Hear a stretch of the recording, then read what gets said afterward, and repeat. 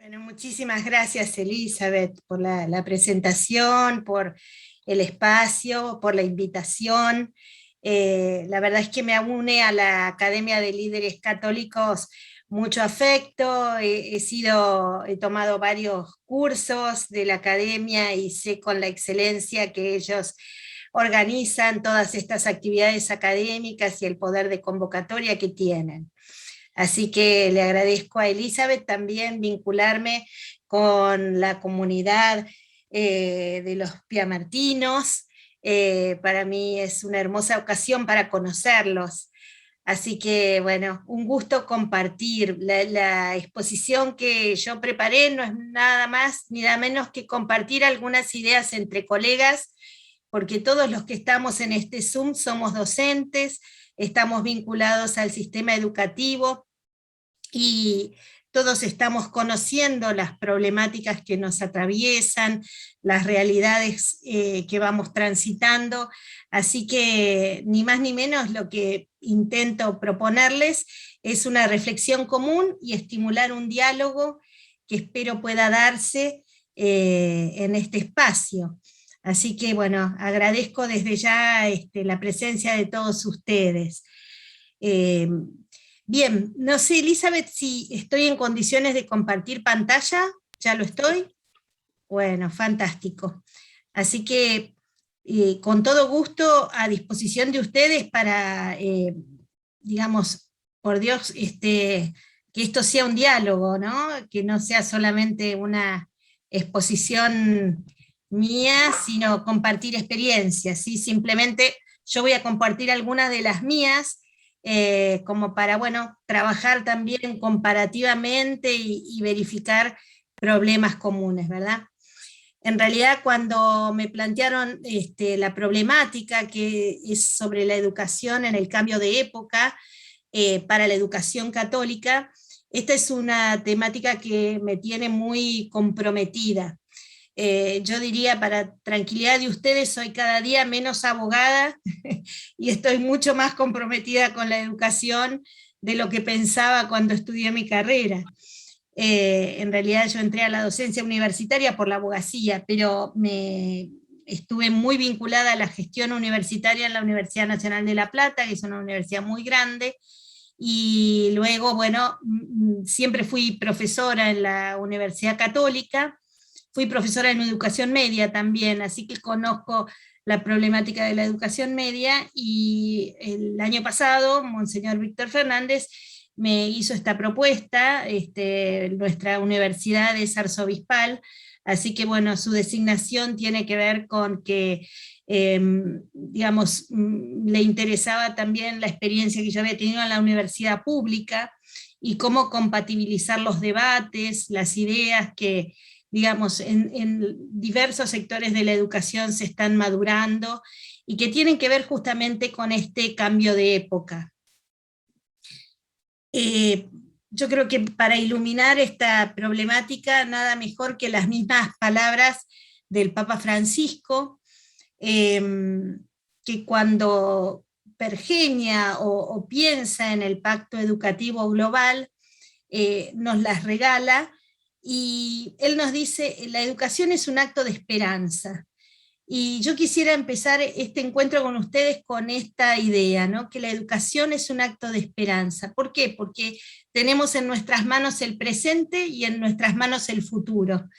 En realidad, todos nosotros apostamos a que a través de la educación ese futuro puede ser mejor, puede ser distinto.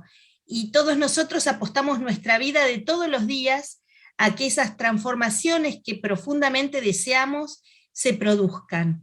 Y apostamos a que ese milagro de esa transformación se produzca en las aulas y en este contacto con nuestros estudiantes, ¿no? En las aulas presenciales, virtuales, en todos sus formatos. Pero estoy segura que en todos ustedes anida la idea de la esperanza como rectora de nuestra tarea, ¿no? Y cuánto los docentes tenemos que recuperar esa idea esperanzadora de la educación para fortalecernos, para trabajar con más ahínco y más empeñados. En realidad no es ninguna novedad que hoy el desafío del tiempo nos enfrenta a un reto que ya es sistémico. ¿Por qué sistémico? Porque estamos comprometidos tanto el gobierno, la ciudadanía, las instituciones públicas, privadas, todos los actores del mundo educativo. En realidad, en general, tenemos la percepción de que hay algo que se ha desajustado en el cambio del siglo XX al XXI, o que venía gestándose, y para aquellos que trabajamos con valores, con la educación católica, nos enfrentamos también a esta realidad de que nuestros valores no son abrazados, digamos, ni tan masivamente, ni tan profundamente, y que dejaron de ser nuestros valores los valores dominantes, y que hoy hay una cultura que se aleja cada vez más de Dios, ¿no? Una cultura centrada en el individualismo, y como dice el Papa Francisco, en el sálvese quien pueda. Y nuestra misión como educación, como educadores católicos, es despertar el amor de Dios en las personas que tenemos cerca, en aquellas que Dios nos ha confiado, y para eso la tarea se nos hace un poquito difícil, porque nos enfrentamos a diversas realidades que no son propicias a ese encuentro, ¿no? Las vivimos personalmente y las vivimos comunitariamente y socialmente. Entonces, este desafío es sistémico porque en realidad todos reconocen la importancia de la educación. En términos generales, nadie reduce su importancia, al contrario, la educación es cabeza de campaña para los políticos, es anuncio para los gobernantes, instituciones públicas y privadas ofrecemos nuestra educación tratando digamos, ofrecerla con todas sus luces, y sin embargo a veces tenemos una sensación generalizada de que no logramos aquello que deseamos, ¿no? Bien, Francisco nos plantea el año pasado, cuando relanza el Pacto Educativo Global, nos dice, no existe la educación estática, ¿no? Y en una reunión que tuvo con representantes de UNESCO y con la Pontificia Comisión para la Educación, él rescata este sentido de esperanza y dice, es un acto de esperanza y de solidaridad generacional que ustedes estén hoy aquí, y de solidaridad y esperanza entre generaciones, ¿no? A mí me encanta esta visión integradora para que no te equivocamos. de no oponer las generaciones, ¿no? Sino pensar en que hay un puente entre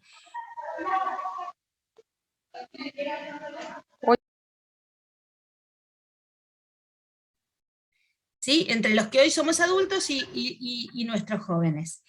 Decía, por eso en nuestro tiempo el mismo Francisco opone el Pacto Educativo Global a una suerte de reconocimiento de que el pacto educativo que existía, íncito, tácito, se ha quebrado, ¿no? Él mismo nos hace o nos pone conscientes de qué se ha quebrado.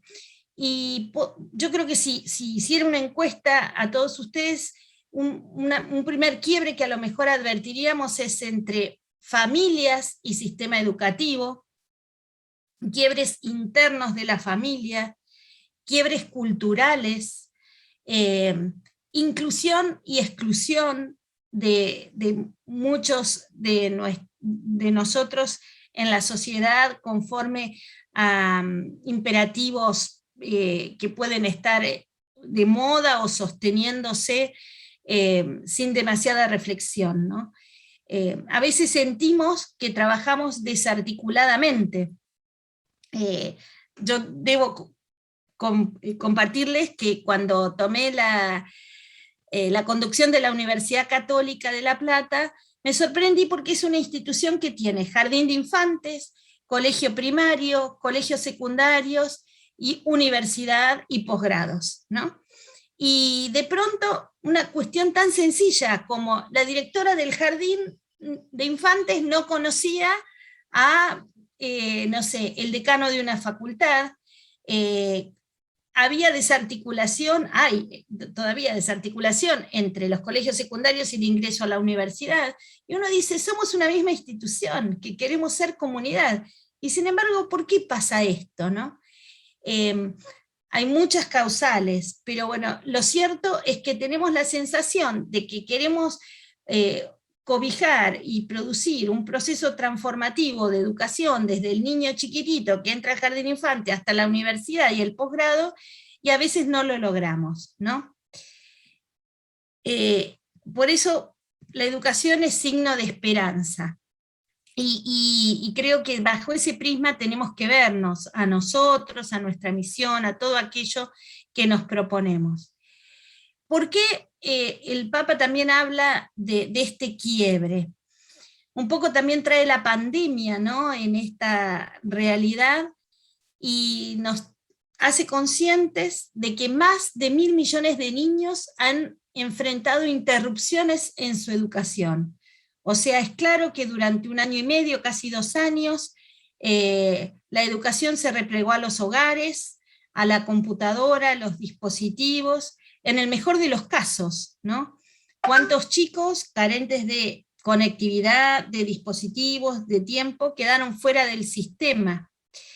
Cientos de millones de niños han quedado atrás en las oportunidades de desarrollo social y cognitivo. Pensemos en la escuela y en los establecimientos educativos como contenedores también de realidades sociales bien adversas. ¿Cuántos chicos quedaron sin comedores? Sin cobijamiento de un montón de situaciones que la escuela, el colegio, la universidad ofrece, ¿no? Y en muchos lugares la crisis biológica, psíquica y económica ha empeorado mucho por las crisis políticas y sociales aparejadas, ¿no? Familias enteras que quedaron sin trabajo, que tuvieron que aislarse con toda la inseguridad que genera la falta de trabajo, y por ahí dedicarse a apoyar las tareas educativas de sus hijos, para lo cual no estaban preparados, ¿no? Y si hay un reclamo grande de las familias de la presencialidad, es porque hay también una fatiga, un ahogo por no haber podido llevar, digamos, como se desea, la actividad de apoyo al aprendizaje por Internet. Esto genera realmente, yo digo, vamos a tener que generar muchos instrumentos de evaluación para poder comprender cuáles son los legados de la pandemia, ¿no?, y de la salida de esta pandemia. A la vez, el Papa Francisco nos dice, les agradezco hacer crecer nuestras esperanzas y planes compartidos en pos de una nueva educación que fomente la trascendencia de la persona humana, el desarrollo humano integral y sostenible, el diálogo intercultural y religioso, la salvaguarda del planeta, los encuentros por la paz y la apertura a Dios. En pocas palabras, llena de contenido la idea de esperanza, ¿no? Que fomente, la primera esperanza del Papa es una educación que trascienda a la persona humana, y va a decir en el texto del Pacto Educativo Global que la persona es la que debe estar en el centro, como primer imperativo de la educación, ¿no? Ante la despersonalización y la sociedad individualista, volver a la persona como centro. ¿Para qué? Para poder propiciar que esa persona se desarrolle integralmente y que propenda a un mundo mucho más integrado y sostenible, ¿no?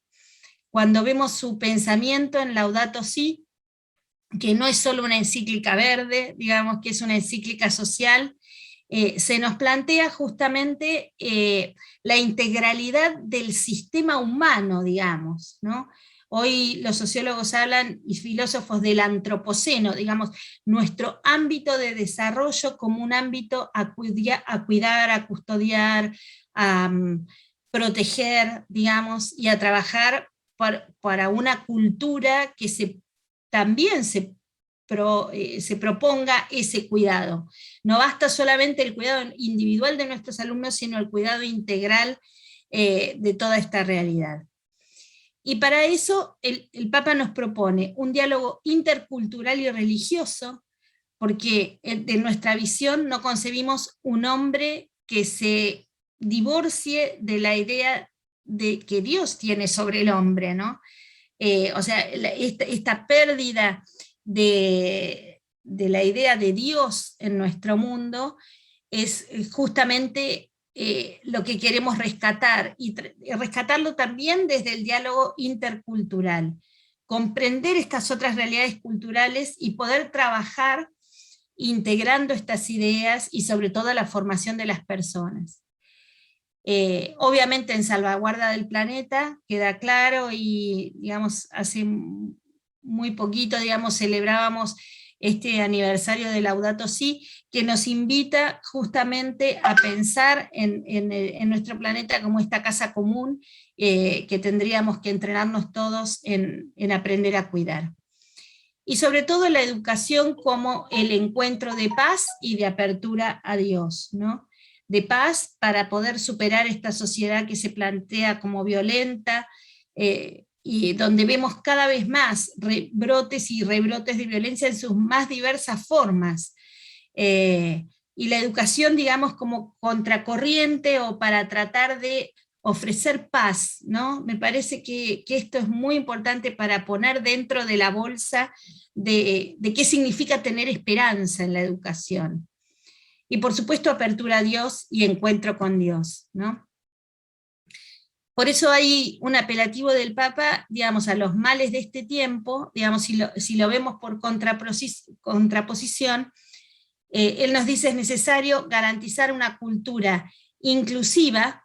¿Por qué? Porque estamos advirtiendo que muchos están quedando fuera del sistema, muchos están quedando sin educación equitativa y de calidad, justamente calidad ofrecida para todos, no solo para algunos, y eso tiene que ver con la calidad docente, con nuestra preparación, con todo lo que nosotros podemos ofrecer a todos nuestros estudiantes en los más diversos ámbitos, como asimismo también promover oportunidades de aprendizaje durante toda la vida, y esto para todos.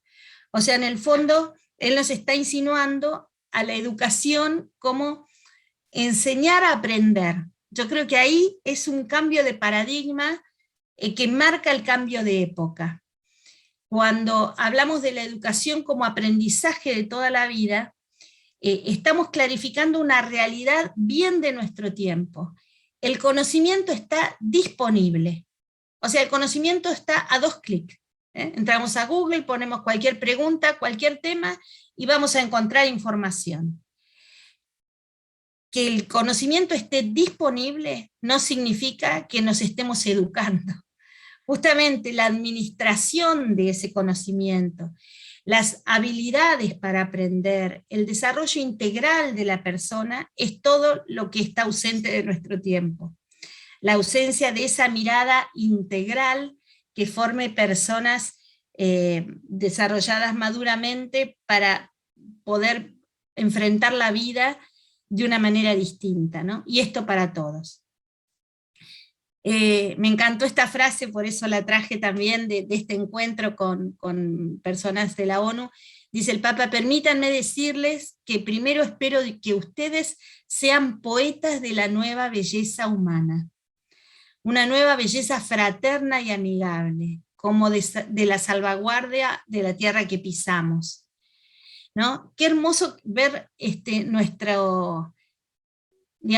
labor como poetas de la nueva belleza humana, ¿no? Descubrir la belleza que Dios ha encerrado en cada uno de nosotros, con las potencialidades y talentos que nos ha dado a cada uno, y desarrollar esas potencialidades y talentos en pos de una belleza fraterna, donde nos veamos los unos a los otros y nos descubramos los unos a los otros fraternalmente, como una expresión del amor de Dios en cada originalidad, en cada uno de nosotros. Si hay algo que este Papa nos propone es este descubrimiento que está tan de moda, ¿no? Que tantos hablan de la otredad, el otro como expresión original, única, del amor de Dios con todos sus talentos y potencialidades. Fíjense qué interesante también él dice siempre, no se olviden de los ancianos y de los abuelos portadores de valores humanos más decisivos. O sea, un tema del quiebre en la transmisión de los valores, quién sabe está en este quiebre entre lo que los abuelos, aquellos portadores de un montón de valores, digamos, se ha perdido en la transmisión cultural de una generación a la otra, ¿no? Y cómo la importancia de rescatar a nuestros abuelos como expresión de nuestras raíces y de los valores que en el fondo nos han fundado. ¿Cuáles son los desafíos del tiempo y para la educación? Ahí Elizabeth me planteó como 4 cuestiones que yo quisiera hoy de alguna manera compartir con ustedes. Si hay algo que este tiempo plantea como un desafío es la educación emocional. Durante muchísimo tiempo la educación estuvo centrada en contenidos. Y lo que se ha demostrado es que hemos sido poco eficientes en la educación emocional de las personas, ¿no? O sea, desde la salida de este libro de Goleman, que seguramente todos ustedes conocerán, La inteligencia emocional, ya que ya lleva por lo menos 30 años, se ha desarrollado así como un pendiente, digamos, de la educación, es el tema de la educación emocional. Digamos, si hay algo que tenemos claro como desafío del tiempo, que no tenemos del todo integrado en nuestros sistemas educativos, la educación emocional y dentro de ella la educación afectiva, la educación de nuestro mundo sensible, y cómo a veces nos cuesta trabajar con esta realidad de que no somos solo mente, sino que somos voluntad y que somos afectos, ¿no? Y que el afecto se puede educar, la expresión del afecto se puede educar, y qué bueno cuando integramos nuestras pasiones al desarrollo de nuestra personalidad. Pero queda claro que la educación emocional todavía es un pendiente, ¿no? Yo me pongo a pensar y lo repaso en mí misma, ¿no? Cuando llego a una clase, cuando me enfrento a un grupo, ¿en cuánto tengo en cuenta la situación emocional de mis estudiantes? O sea, pretendo enseñarles o transmitirles conocimiento y poco comprendo o poco buceo en la realidad de lo que ha pasado cada uno de estos chicos en el día, de qué situación vienen, qué situación familiar están teniendo, social, etcétera, etcétera, etcétera. Les adelanto que quiero compartir con ustedes 2 encuestas que hemos hecho en la Universidad Católica, una en los colegios secundarios, otra en la universidad, a raíz de 2 procesos que se están dando actualmente. Uno es la asamblea eclesial, donde nuestros obispos nos han invitado de manera sinodal a verificar nuestras heridas y nuestras esperanzas. Entonces, en la Universidad Católica dijimos, ¿por qué no hacemos una encuesta para ver en nuestro sistema cuáles son las heridas predominantes que deberíamos atender y bueno, de alguna manera sacarle una foto a nuestro presente? Y ya les voy a compartir, pero adelanto que una de las heridas más frecuentes que ven profesores y estudiantes son las heridas afectivas y emocionales, y la expectativa de que el sistema educativo también contenga esas heridas, ¿no? Bueno, lo dejo allí, después voy a seguir abundando sobre el tema. Como otro desafío del tiempo, la integración entre educación y tecnología. O sea, quedó claro que a la fuerza los sistemas educativos se reconvinieron el año pasado, nos metimos, aprendimos nuevos dispositivos, aprendimos lo más que pudimos, cuestiones tecnológicas como una necesidad imperiosa, pero sin embargo manejamos tecnología, pero no sé si nuestra pedagogía se adecua a los nuevos formatos. Ayer escuchaba a una especialista, la vicerrectora de la Universidad de Córdoba, de mi país, que decía algo muy interesante. Decía, hemos mudado el aula física a Zoom, o a Meet, o a los diferentes sistemas, pero no hemos pensado en otras estrategias que requiere el aula virtual. En el mejor de los casos, digamos, aprendimos la tecnología y hacemos lo mismo que hacíamos en el aula presencial, lo hacemos en el aula virtual. Entonces, la pregunta es, ¿estamos verdaderamente educando o seguimos repitiendo este esquema justamente de repetición de conocimientos y no ayornamos las estrategias, ¿no? Todo lo que es la educación a través de la tecnología no es nuevo, en realidad tiene un desarrollo ya de muchos años, y yo creo que nos hemos metido en la virtualidad sin bucear demasiado lo que pedagógicamente implica, o qué, digamos, de qué manera sostenemos principios pedagógicos a través de la virtualidad. Y a la vez, este desafío de educar personas que no sean analfabetos digitales en este mundo donde lo digital es lo que prima y la globalización es lo que impone el acceso a la tecnología. Otro tercer desafío es la famosa educación para la adquisición de habilidades y capacidades. Hoy está muy como de moda, digamos, esta idea de educar en habilidades y capacidades, ¿no?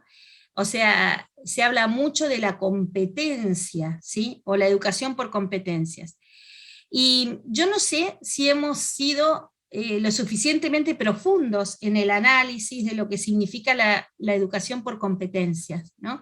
A mí Elizabeth ahí me puso entre las preguntas que pudo recoger de ustedes, el tema del pragmatismo.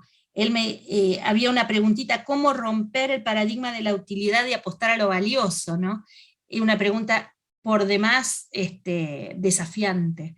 Y yo creo que el mundo de la educación en habilidades y competencias tiene que ver con esto.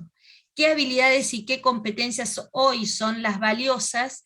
Digamos, sin demasiada valoración profunda, y si verdaderamente esto construye la personalidad centrada en los valores que sostenemos, ¿no?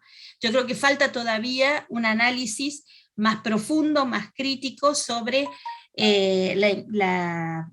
digamos, educación en habilidades y competencias, que sin duda es muy interesante como proyecto y como propuesta. O sea, hace un salto cualitativo a esto de enseñar contenidos, ¿sí?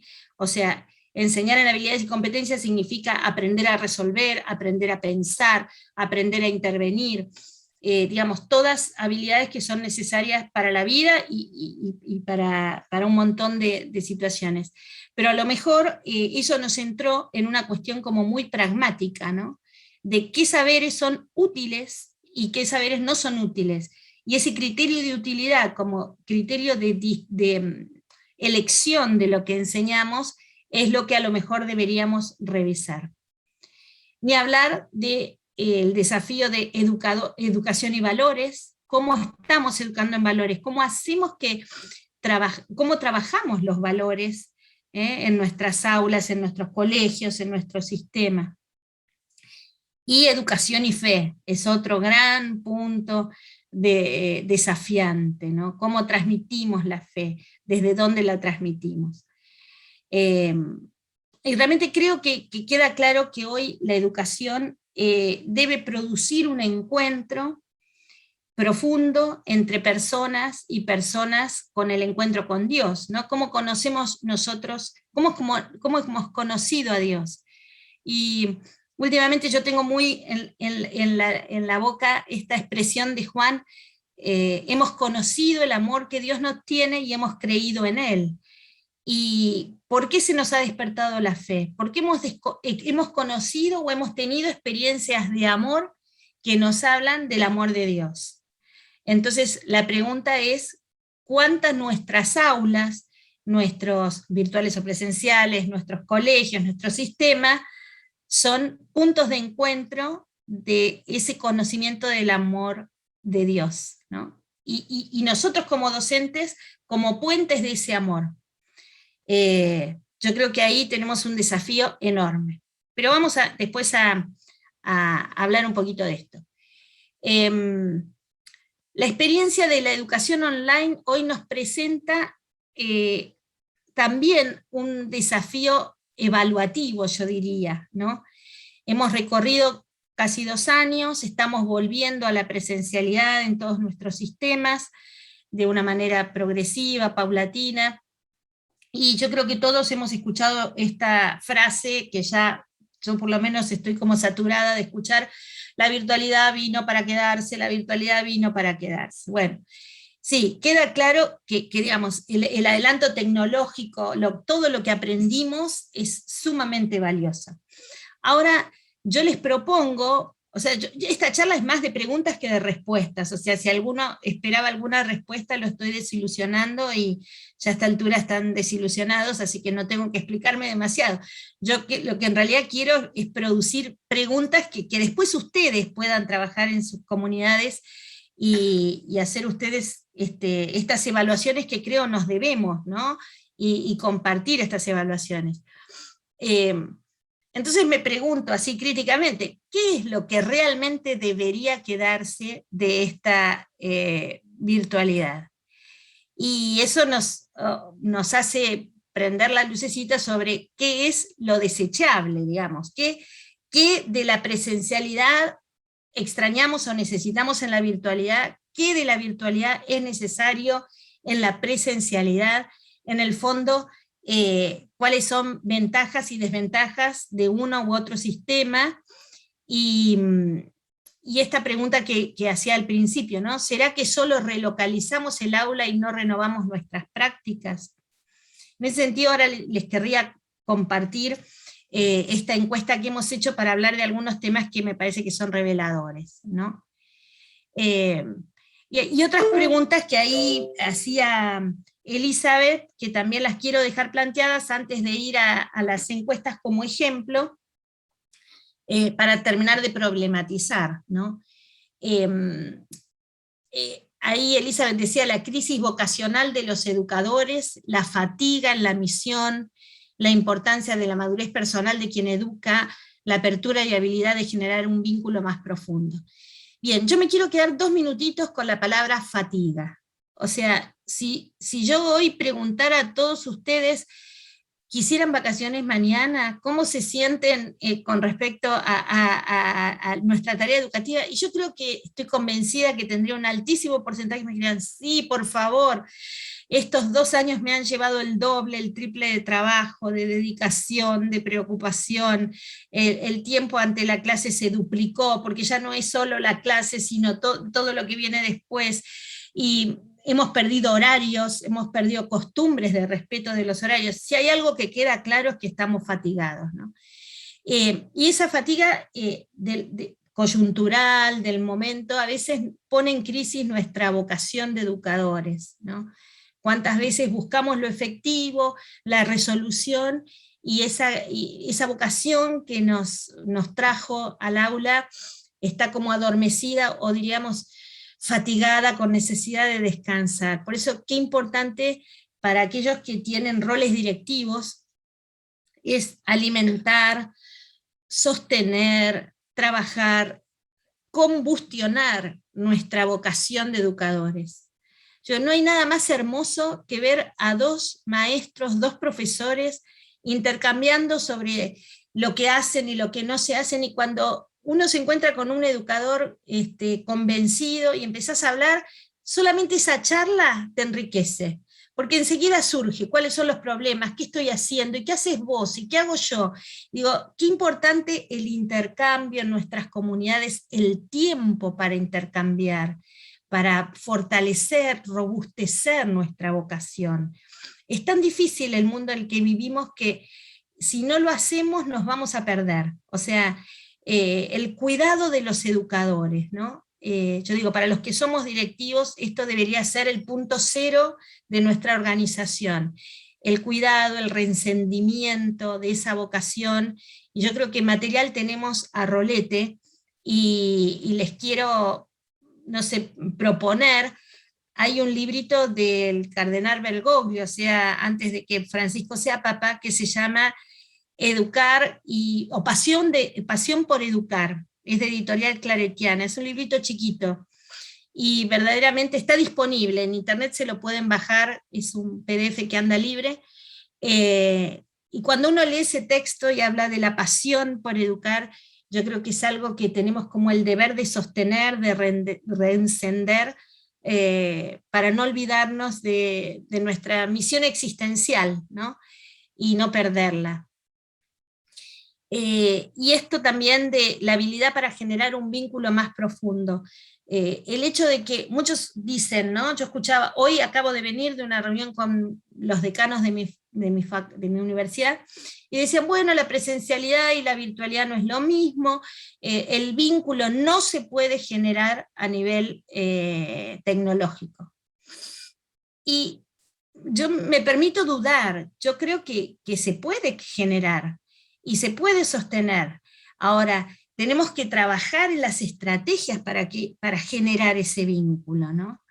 Eh, digamos, personalizar la educación. O sea, si yo tengo solo pantallas apagadas y micrófonos cerrados, y seguro que no voy a generar un vínculo más profundo.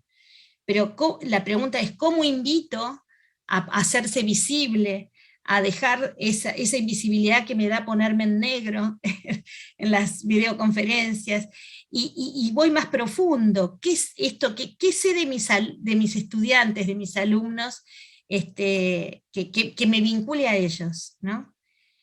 ¿Hasta dónde he puesto mi capacidad de comprensión y de escucha al servicio de esto? Y bien, después había otros cuestionamientos también bastante profundos sobre cómo educar en libertad, cómo influir sin manipular, cómo fomentar la autenticidad de los alumnos, cómo romper el paradigma de utilidad, apostar por lo valioso, ¿no? Bien, yo creo que estos son súper cuestionamientos, y yo quisiera abordarlos mostrándoles estas encuestas que hemos hecho, para compartir con ustedes algunos hechos reveladores que me van a ayudar a mí a proponerles algunos hilos de cómo evaluar lo que nos está pasando. Bien, esperen que les comparto la otra encuesta, porque me resulta muy significativa, ¿no? Como científicamente las encuestas valen para la muestra, ¿verdad? No quiero extrapolar el resultado a lo que ustedes estén vivenciando, pero poner en común esto que probablemente sea común a algunas cuestiones. Entonces les decía que con motivo, con excusa de la Asamblea Latinoamericana, fuimos a preguntarles a nuestros estudiantes y familias sobre las expectativas sobre nuestros colegios, sobre la educación que estábamos dando, y sobre algunas cuestiones de interés. Entonces, bueno, hay algunas imágenes de estudiantes nuestros, de nuestro colegio, de una exposición que parece lejana en la presencialidad, ¿no? Donde había muchos chicos. Lo primero que les preguntamos, por eso, para indagar esto de los valores, que me proponía Elizabeth, les preguntamos, pensando en nuestros estudiantes y familias, o sea, le preguntamos a docentes, ¿qué percepción tienen acerca de qué es lo que más ansían? Anhelos, ¿no? ¿Qué anhelan nuestros jóvenes? Para entender ese mundo de valores que traen, de cultura, ¿no?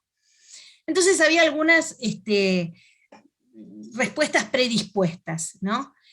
Fíjense, la que más logró adhesiones, alrededor del 60%, la clásica, lograr un título para insertarse o certificar etapas de la educación para insertarse en el mundo profesional, laboral. Estudiar para forjarse un futuro. Interesante la idea del futuro, porque a veces pensamos que nuestros jóvenes no piensan en el futuro, y sí piensan, o sea, y todavía consideran que educarse o permanecer en el sistema educativo es forjarse un futuro. Y fíjense qué interesante la tercera opción, seguir una carrera como proyecto de vida, ¿no? Si bien fue menos del 40%, o rondando el 40%. Me parece interesante esto de proyecto de vida, la idea de proyecto de vida como íncito en nuestros jóvenes. Esto fue dirigido a jóvenes universitarios y a jóvenes secundarios, no de la primaria y de jardín, obviamente. Y el proyecto de vida está. Y pusimos algunos mandatos: agradar a la familia, o estudiar alguna carrera de tradición familiar. Esas son las opciones que menos fueron elegidas, aunque con un 1, un 2%. Les preguntamos sobre las heridas y las carencias. Entonces, ¿cuáles creen que son las principales heridas, carencias, necesidades de nuestros jóvenes? Podían marcarse varias respuestas, por eso el total no da 100, pero está marcado sobre el total de encuestas en cada opción. Fíjense, las afectivas son las que están en el podio, lo que decíamos hoy. ¿Cuáles son las carencias de nuestros jóvenes? Dichos por ellos mismos, sus padres y sus profesores y educadores, afectivas. O sea que en este quiebre en la vida del desarrollo de los jóvenes, lo afectivo está marcando. Ahí tenemos una problemática que tenemos que indagar. ¿Cuáles son esas heridas afectivas? La soledad, muchísimo, la ausencia de padre y madre, ¿sí? Fíjense que en menor medida está encontrar el sentido a la vida como carencia. O sea, qué contradictorio, ¿no? Los jóvenes por ahí consideran el proyecto de vida, pero les es difícil encontrarlo. Este es el lazo, ¿no? Consideran el proyecto, pero le cuesta mucho identificarse con ese o generar un proyecto de vida. En tercer lugar está herida de sentirse en familia, ¿no? La carencia de padre y madre, a lo mejor de los vínculos familiares. Y luego, en menor medida, pero no menos importante, encontrar a Dios, fortalecer la fe también como herida, como deuda, como pendiente. Bien. Les preguntaban qué buscan en nuestros colegios, que son confesionales, como los de ustedes. Fíjense, también es coherente. Hay un sentido muy pragmático, ¿no? Que dice la formación acomodada a su realidad familiar. Esto es algo que nosotros como Universidad Católica queremos cambiar. O sea, no somos la universidad masiva de la universidad estatal, digamos. Entonces, ¿qué buscan en nuestra comunidad? Bueno, cierta flexibilidad, mayor personalización. El que se pierde en la masividad viene a nuestra institución, porque se siente un poquito más contenido. Entonces también un sentido bastante pragmático de la organización, ¿no? En segundo lugar, bueno, buscan lograr la educación para lograr un objetivo de formación en la vida, seguir la tradición, un encuentro de pares. Esto es muy interesante. Los estudiantes buscan la socialización a través del sistema. En tercer lugar, o sea, la acreditación o lograr el título, pero básicamente el sistema educativo como encuentro con el otro, lo social, ¿no? Eso me resulta muy interesante. Me parece que, bueno, es bastante revelador. Esta pregunta es la de los valores en los profesores. Pregunta clave. ¿Conocemos a nuestros alumnos? Interesantísimo el porcentaje, 60,8 que sí, pero un 30,4 tal vez. O sea, ni siquiera tiene la certeza de si los conoce o no los conoce. Tal vez, a lo mejor porque tiene un conocimiento más superficial, ¿no? Pero bueno, me resultó también significativo porque se supone que estamos nucleando educadores católicos, ¿no? O que tienen esa vocación católica. Un menor porcentaje que no. Y bueno, y el resto de los colores son como excusas. Estaba abierto y decir por qué. Entonces dice, bueno, en estos tiempos se hace más difíciles, no todos los casos son iguales, no conocemos a la mayoría, no en profundidad, ¿no? Algunas explicaciones de ese tal vez. Bien, ¿cuáles creen que son los valores de nuestros jóvenes? Interesantísimo. Solidaridad, el primero, ¿no? Es el valor solidaridad sale recontra espontáneamente, es lo primero que sale, casi 70%. En segundo lugar, la justicia, ¿no? y muy interesante, por lo menos en estas sociedades reivindicativas en las cuales estamos viviendo y polarizadas la justicia, ¿no? Y en tercer lugar, el amor. El amor surge como tercer valor. En cuarto lugar, el compromiso, luego la trascendencia, y en mucho menor medida, bueno, el progreso económico, la amistad, la igualdad. Bien, pero me parecía interesante compartir cuáles son los tres valores que fueron más determinados: la solidaridad, la justicia, el amor. ¿Qué espacios de participación ofrecemos a sus anhelos? Porque eso es, si el sistema les responde o encuentran la satisfacción a esa necesidad valórica, digamos, que expresan, ¿no? Entonces, bueno, ¿qué tipos de espacios estamos ofreciendo? Ahí en el primer lugar aparece el espacio social, propiciando los vínculos. O sea, en el fondo ese encuentro de uno con otro se produce en nuestras instituciones. En segundo lugar, también el encuentro paternal-maternal, a lo mejor como una forma de sanear esa herida de necesidad del padre y madre que se ve. Después espacio formativo, pero fue marcado como en tercer lugar. Luego de investigación, incentivando la curiosidad, el estudio,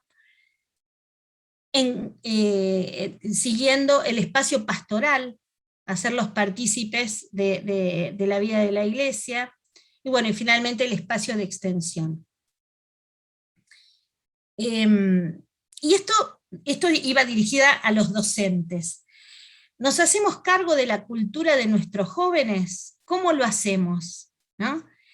Y bueno, ahí está la respuesta de escuchándolos, la mayoría de los docentes, abriendo espacios de participación en un segundo lugar, y lo tercero es vinculándolos a proyectos que los entusiasmen y generen posibilidades de acción.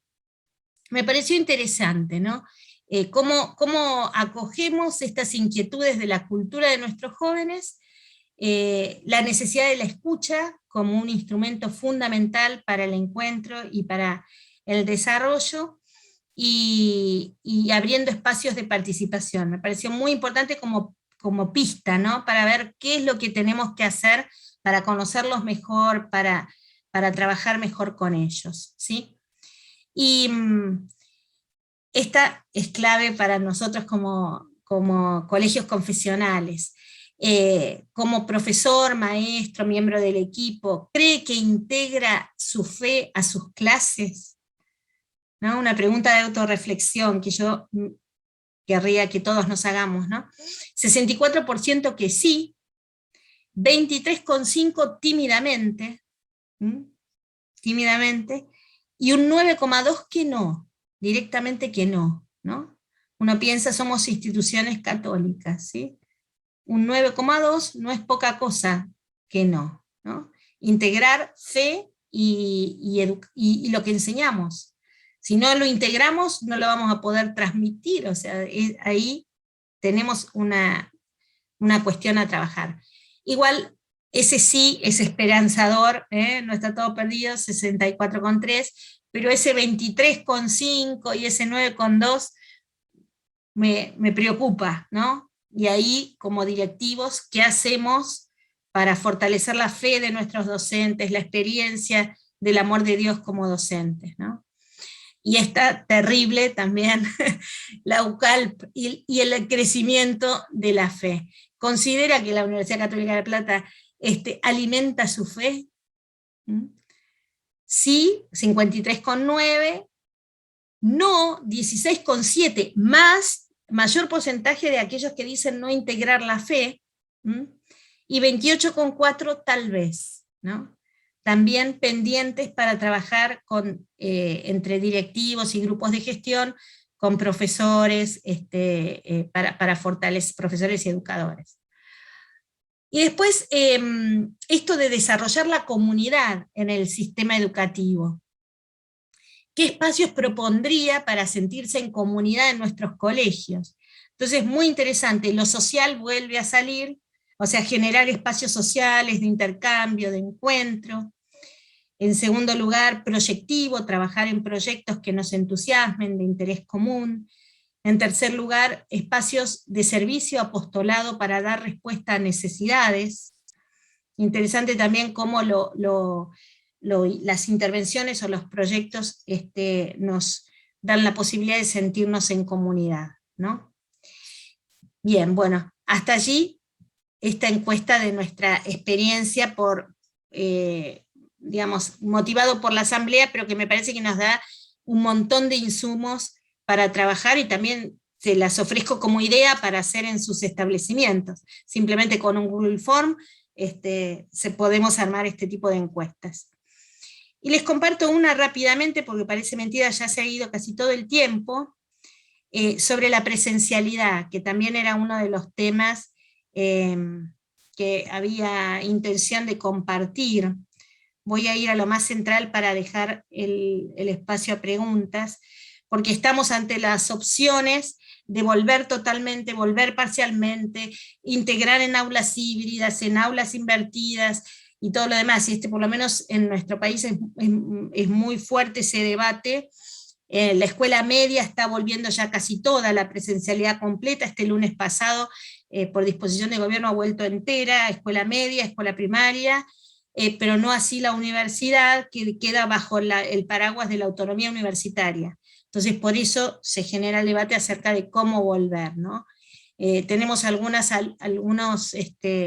medidas ya ministeriales que nos habilitan, teníamos la aprobación de protocolos particularizados para poder hacer actividades presenciales. Ahora eso desaparece, con el respeto a un protocolo generalizado podemos ir hacia actividades presenciales, ¿no?